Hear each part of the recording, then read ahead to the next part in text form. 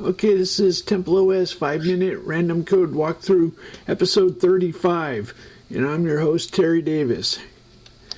So I started this session, and my recording session got interrupted, so I have to start over. The random pick was in XOR.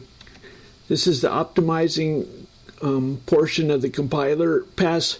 The optimizer has roughly 10 passes, and this is on 0, 1, and 2. And the XOR operator. So to understand what I'm talking about, let's say you have I64I, if I XOR, oh, let's do it IJ, true, else. Actually, I can do it. I'll show off. These are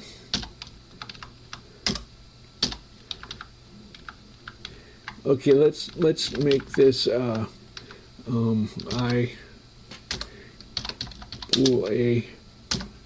bool A, comma, bool B is XOR. Let's just call it that. Is XOR. True, comma, true. Okay, well, we don't need to show off our mastery of logic. Oops. Okay, so we have false, true. So XOR, okay.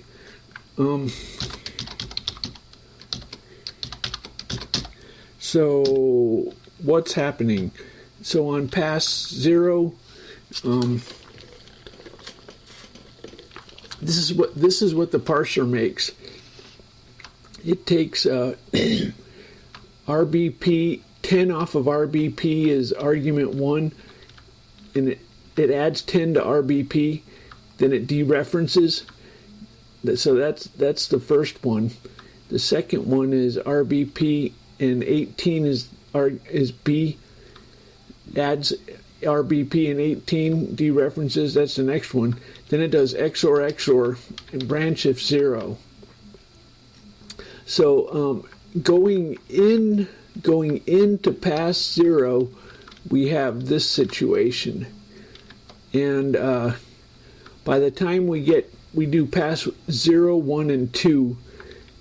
By the time we do 0, 1, and 2, we convert to okay. Nothing happens. Okay, well, let's go ahead and take a look what's going on. I think this is for constants. So if we say, now, okay, so we did that. That's not very exciting. The code did not do anything. But if we say true or true,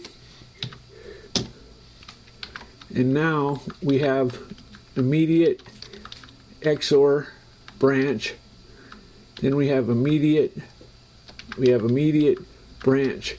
So what it did is it simplified the constant.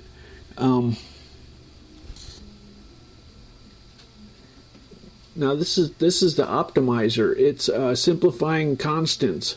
This is not the final. Some people think this is a bytecode interpreter. No, it's not that.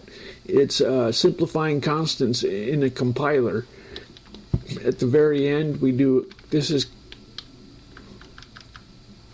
compiled code. Anyway, so let's look at, now that we know what we're doing, So when it goes through the bytecode, the intermediate code, and it starts. These TempleOS are the intermediate code nodes, structures, and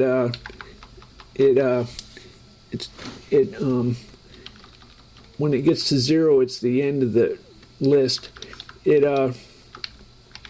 Here's what it does. It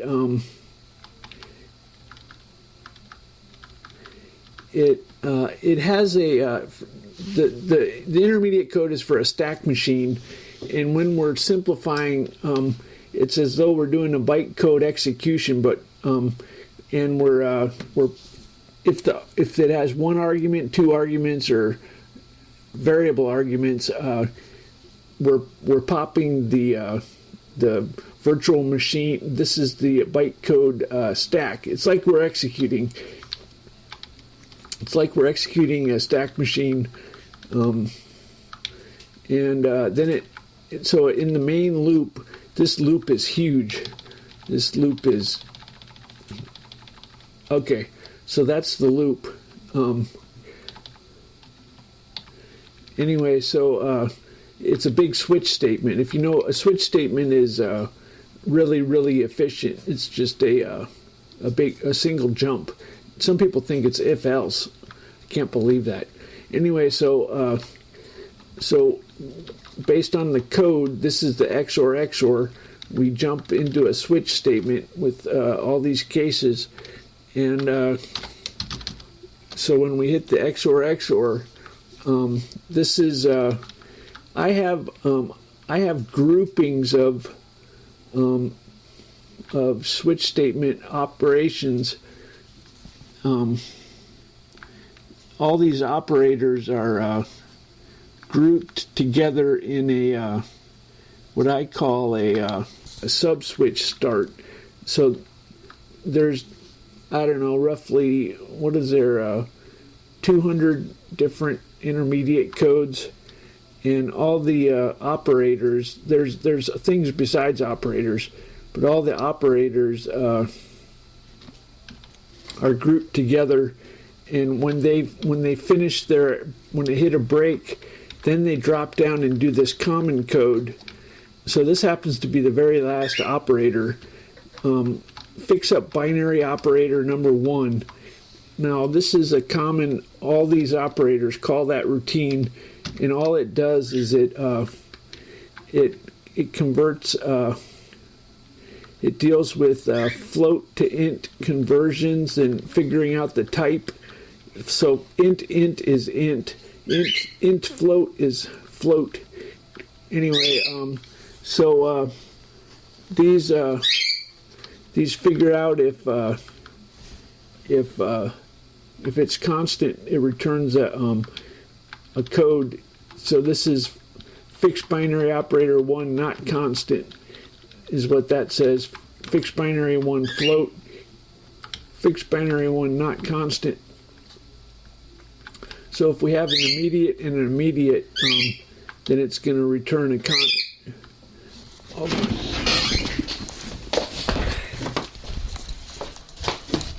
I have to get my bird.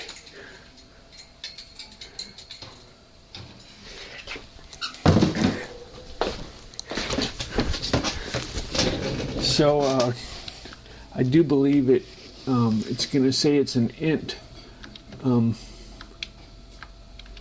So if it's an immediate and an immediate, and it's not a 3-part or something like that, then it's a it sets them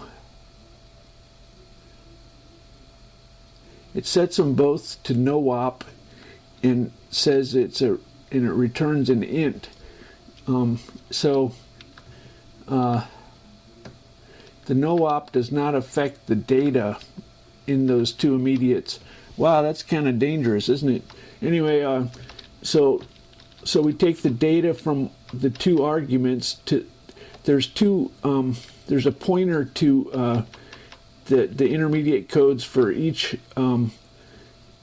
argument, And here we XOR them and replace it with an immediate. And then we set the type to an integer. XOR is always, this is a logical, this is not just XOR. This is a Boolean XOR, so it's always integer. And here we can never have float, but this is checking if it's float. Anyway, so that's the story.